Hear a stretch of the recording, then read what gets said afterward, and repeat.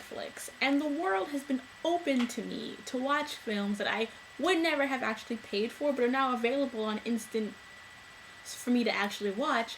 I decided to check out this movie called Immortals because I love Henry Cavill.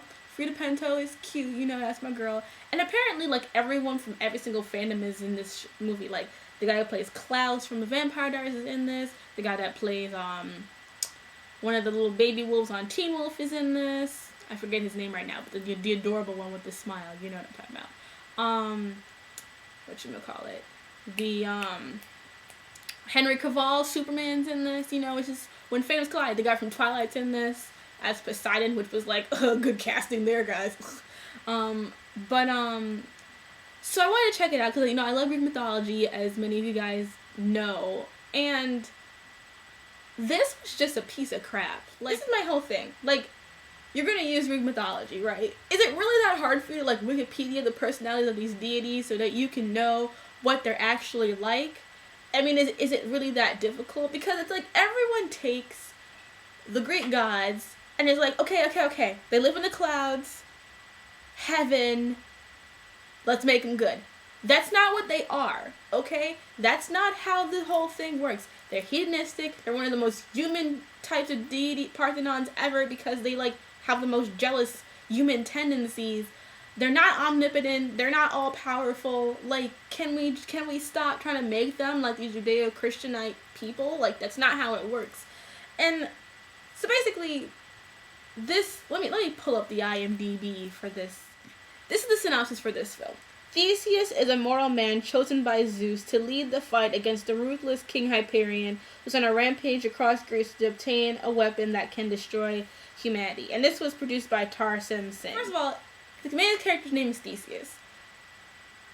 Many of us probably know Theseus because he's the one who defeated the Minotaur. You know, string, yarn, you know, kills him. He's the son of Poseidon.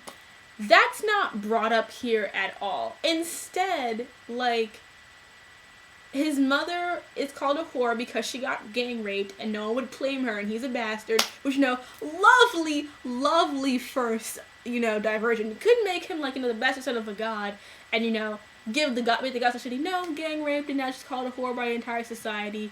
That's great. Gotta love it. Gotta love those kind of changes. Good job, guys. So that's what happens with him. He has no relation to Poseidon at all, or any of the gods. He's just kind of like this average mortal dude who is trained by Zeus, by the way. Not by Poseidon, his own father. By friggin' Zeus. And I know I keep saying his father, even though Poseidon's not. But just like, I don't understand why. Why is Zeus in this? That's not his kid. Why would he care? And so basically, King Hyperion is mad at the gods because they didn't save his kid and his wife from suffering from disease. So now he wants to get this bow made by Heracles, who's a god. At least I got the Heracles part right. But they want to get this special bow that will allow him to unleash the Titans, which will destroy humanity. I don't get this plan. Like, you want to destroy the gods, but you want to destroy humanity at the same time. Like, dude, not the best plan if you want to rule the world, but whatever, I guess. You know, whatever. The only female goddess in this entire godforsaken story is Athena, who is, like, the worst Athena ever put on the screen. Oh my Jesus. Is it not bad enough that they had them all in these ridiculous outfits? But, like, do they understand the relationship of these people? Like, you have Zeus, who's, like, in his 40s. Then you have the guy playing Poseidon, who's, like, he's in his 20s. And then you've got, like, all the other kids in their 20s as well. I'm just like, what's going on? Why is Poseidon, like, a teenager and Zeus is not? Like, you know he's the older brother. And then there's no Hades. The only female deity there is Athena. And, like, literally, she's like, in war, fathers bury their sons. Are we at war, father? You're the goddess of war! Shouldn't you know this? Apparently, Zeus doesn't want the gods to interfere in this battle because they have to save themselves. I'm like, dude, just admit it. You guys are lazy. You don't want to do anything. It's not about you want to, like, to protect anyone. Like, and then when Ares comes down to help, and Athena at the same time, for some reason, like, Athena just is like, I'm sorry, Daddy, I didn't mean to.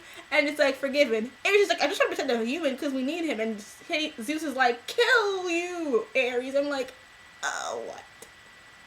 You killed Ares because he helped some humans? What's wrong with you? What is this whole thing about we can't help humans on the Trojan War? Did you forget about all your influences in that whole apple situation?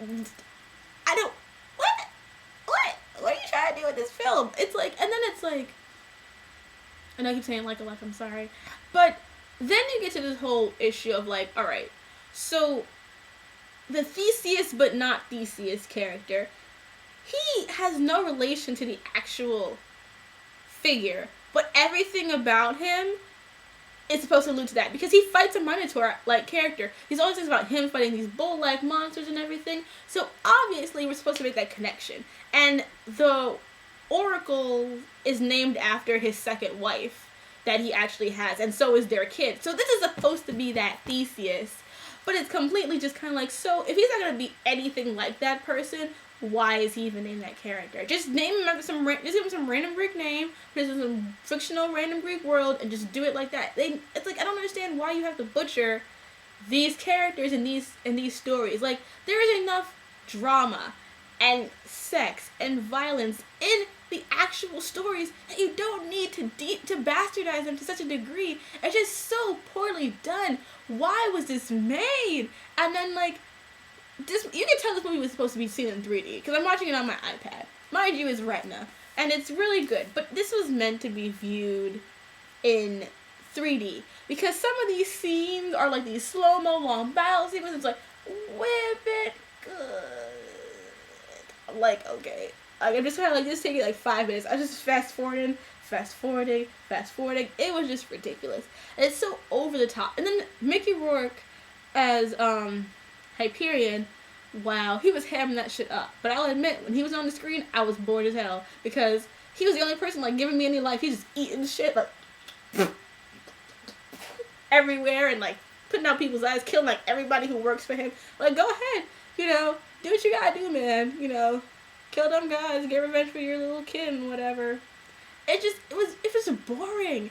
It was like 2 hours long. Okay, so you have the Oracle in this thing, played by Frida Pinto, and she's a virgin Oracle. She can only have her gift of prophecy as long as she's a virgin. Half in, like 50 something minutes in, and we still have 50 more minutes left to go. She has sex with Theseus. I'm just like, don't you think your powers would be useful in the second half of this film? But no, like, I met him, he fine, give it up. Like, I'm just like, okay, no problem with her wanting to be independent and do her thing. Get it, girl, he is fine. But I think the gift of prophecy would be useful when you're about to go into war against, a dangerous enemy threatening to destroy all of existence. So, a little useful. And the costumes are so bad. Like, there's these headpieces, and it was like, just stop. It was just so ridiculous. The only thing I thought was cool was, like, when Zeus would walk, everything, there would be thundering sounds every time he walked. I'm like, that's fun. That's cool. I like that. But overall, there was really nothing to attach myself to. It wasn't funny. It wasn't really unique. Even the fighting scenes were kind of boring because they're just so cartoonish and over the top. And not even like in a 300 way. Because at least in 300, I cared about the characters in 300. Like, I love 300. It's one of my favorite films. You care about the characters. You care about what's going on. You feel the weight of this battle. For this, it's kind of like paint by numbers. Like, he's coming. We have to defeat him. Blah, blah, inspirational speech. I could care less. It didn't instill a reason for me to care about anyone involved or anything, really. Like, it was boring. It was dull. It didn't know the source material very well. It ruined all the characters that were supposed to be based on something. It was just weak, flaccid, and just dull. I'm glad I didn't pay to see it, because I would have been really upset, because that was just a waste of time.